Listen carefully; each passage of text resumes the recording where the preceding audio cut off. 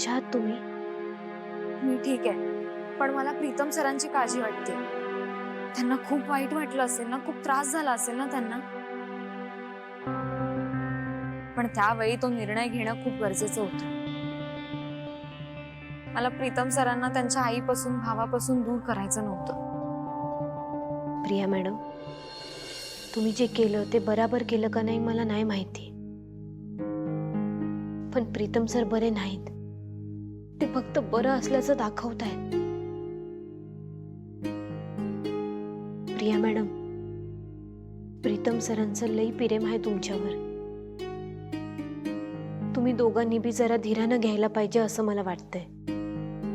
हारू, अगं दुसरा काहीच पर्याय नव्हता. मी सावरेन स्वतःला. प्रीतम सरांचं काय? त्यांना ना आता कोणीतरी समजून घेण्याची गरज आहे. त्यांना त्यांना तुझ्यासारख्या एका मैत्रिणीची गरज आहे. हारू, तू प्लीज त्यांच्यासोबत राहा. त्यांना झालेला त्रास मला नाही बघवणार. आता कधी भेट होईल माहित नाही. अहो, असं का बोलताय तुम्ही? प्रिया मॅडम, जे काय बी होतं ते देवाच्या मर्जीनं होतं. आणि देवानं तुमच्यासाठी आणि प्रीतम सरांसाठी बी काहीतरी चांगलंच ठरवलं असणार. मला नाही माहित पारू. मला फक्त एवढं माहितीये की मी प्रीतम सरांपासून लांब चालली, कायमची. आज संध्याकाळी 5 वाजता गाडी आहे माझी. आबांनी आणि भाईंनी बोलवून घेतलंय मला. तिथे माझी लग्नाची बोलणी सुरू. मला जावं लागणार आहे. प्रिया मॅडम, तुम्ही नाही गेलात तर नाही चालणार का? नाही म्हणजे तुम्ही जर का इथं थांबला असतात तर आपण काहीतरी प्रयत्न केले असते ना. पारू, अगं अट्टहासाने जुळवून आणण्यासारख्या गोष्टी नाही आहेत ह्या. जे होणार आहे ते होईलच, पण मग त्यासाठी मी माझ्या आबांना नाही दुखावू शकत. तू प्लीज प्रीतम सरांची काळजी घे. बाय. प्रिया मॅडम,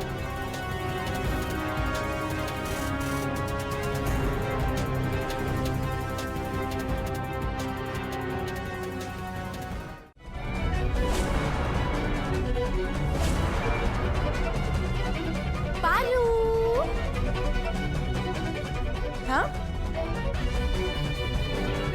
ए चल पाणी सर्व कर माझ्या फ्रेंड्सना.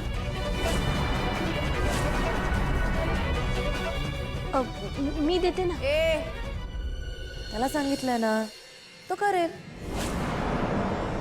तू थांब.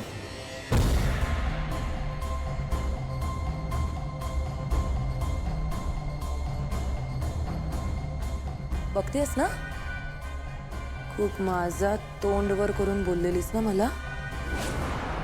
प्रीतम सर तुम्हाला एक ना एक दिवस नक्की तुमची जागा दाखवून देतील. काय झालं मग आता? दिसतंय ना कोण कोणाला कोणाची कशी जागा दाखवून देते ते. ही लायकी आहे तुझ्या प्रीतम सरांची. मला तर ना पारू इतकी मज्जा येते म्हणून सांगू, म्हणून एन्जॉय करायला तुला पण थांबवावं असं वाटलं मला.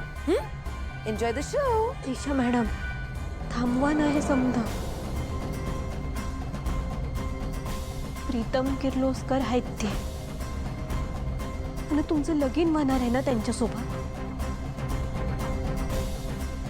या बाहेरच्या लोकांसमोर त्यांची ही अवस्था करून काय मिळणार आहे तुम्हाला? थांबवा नाही समजा. ए तुला 100 वेळा सांगून झालंय मला शिकवायला यायचं नाही. जेव्हा तो श्रीकांत किर्लोस्कर. चुप. गप्प बसायचा माझ्या समोर. दिस इज द लास्ट वॉर्निंग. शेवटचं आहे. तुझं दिशा सोबत लग्न ठरलंय and that's final.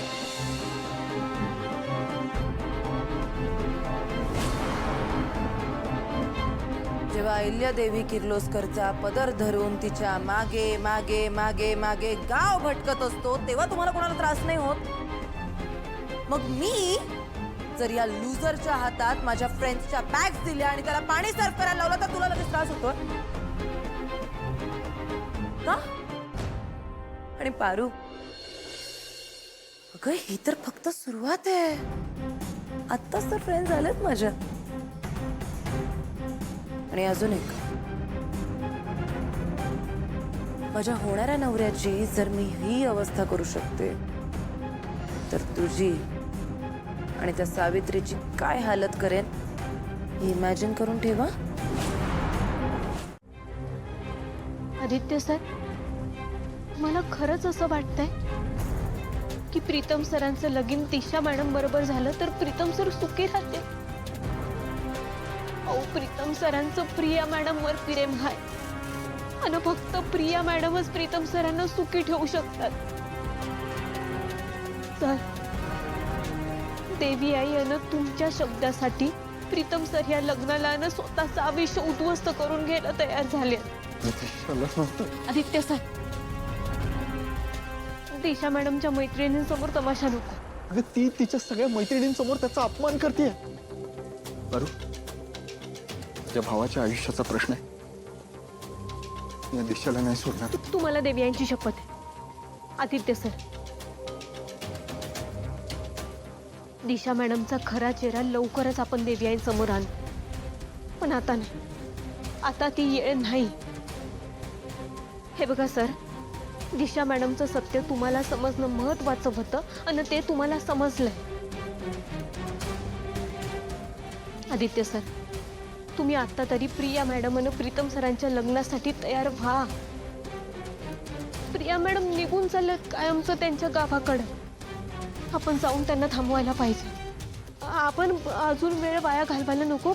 Pritam sir घेतील ना स्वतःला सांभाळून. आपण लवकरात लवकर त्यांच्यापर्यंत पोहोचायला पाहिजे, आत्ताच्या आत्ता.